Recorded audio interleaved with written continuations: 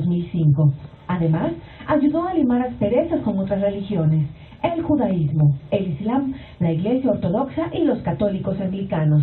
A su muerte, el 2 de abril de 2005, muchas personas manifestaron haber recibido milagros por la intercesión del Papa Viajero.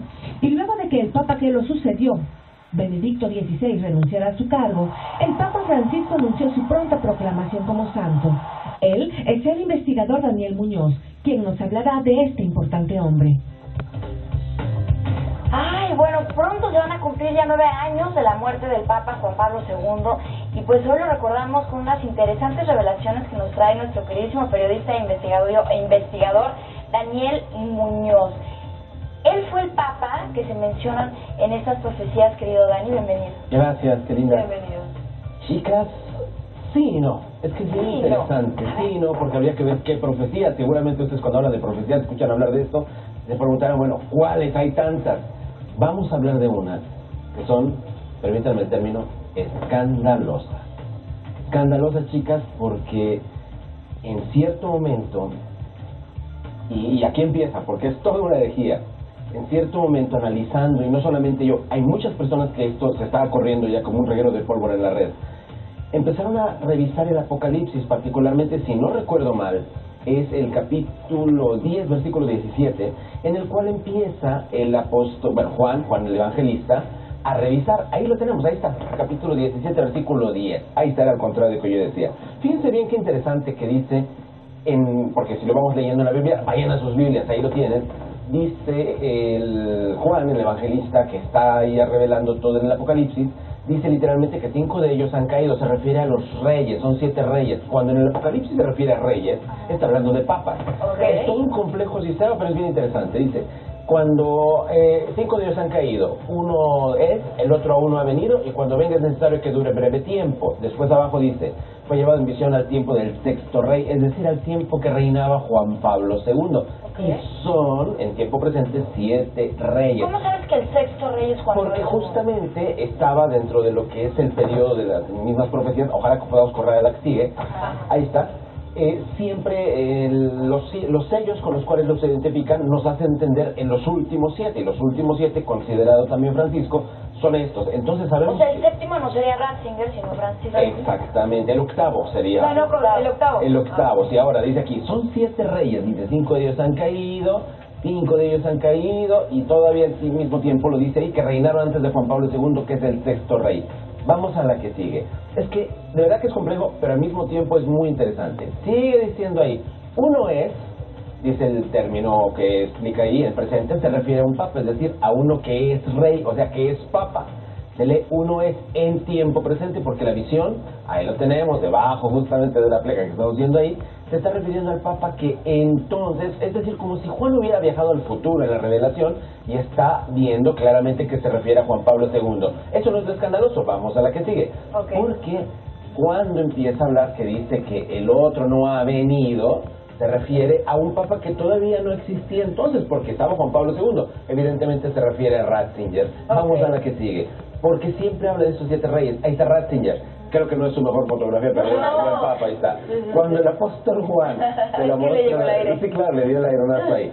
Dice, está hablando del 6º rey y no del 7º. Hoy sabemos que el 7º efectivamente era el que entonces se volvió el Papa Benedicto XVI. Pero vamos a lo que sigue, porque es aquí donde empieza lo interesante. Dice efectivamente, cuando venga será necesario que dure breve tiempo, y sabemos que Benedicto XVI, Ratzinger, duró poco. Vamos a la que sigue. Muy poco. Porque aquí dice la bestia que era y no es, y esto es lo interesante. El Apocalipsis lo dice así en 17:11. La bestia que era y no es también el octavo, y de entre los 7 y va a la perdición. La bestia que era se refiere al tiempo, voy a leer literalmente pasado, y representa al 6º Papa, que era el 6º rey, es decir, Juan Pablo II. Hay una pleca más, pero me voy a adelantar si la queremos ver, porque la profecía dice que, y dice números, esa es una cosa que a mí me impresiona mucho, que el Papa Juan Pablo II resucitaría.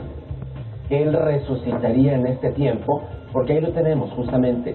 El apóstol se asombró mucho de que el Papa Sexto, el Rey Sexto, iba a ser el Rey Octavo, y a Francisco no lo cuentan como Papa. ¿No? No. ¿Por qué? Entonces, no lo cuentan como papa, porque este hombre, como lo dice esta profecía, y hay más, que es lo interesante, que no es esta únicamente, sería un antipapa, al anticristo.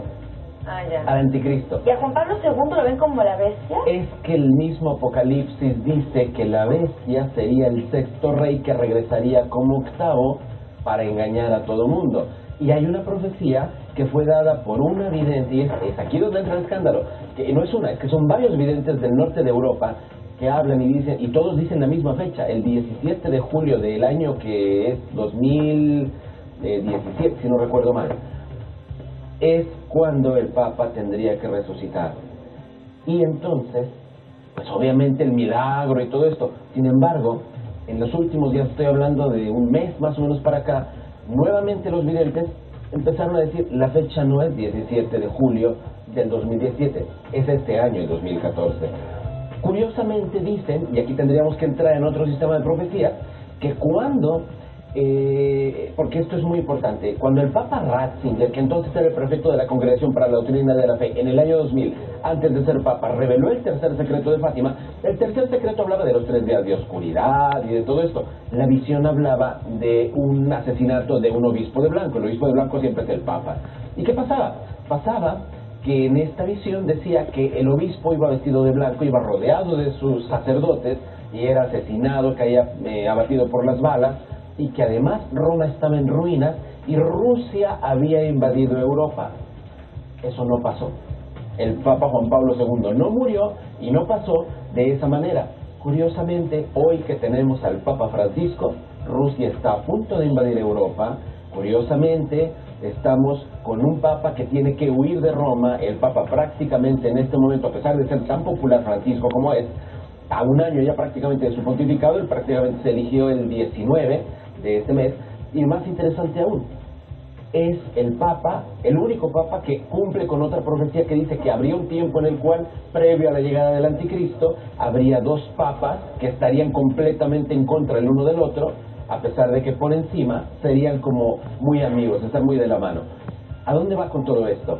Que hay 3 diferentes tiempos en las profecías que yo estoy muy curioso ahora de revisar, porque si es cierto que el Papa de las profecías, ya lo dijo el mismo Ratzinger, no era Juan Pablo II, él lo dijo primero, pero después se desdijo. Y 2, si este Papa de las profecías era Francisco, entonces Francisco sería el Papa Negro, a pesar de todo lo que está haciendo.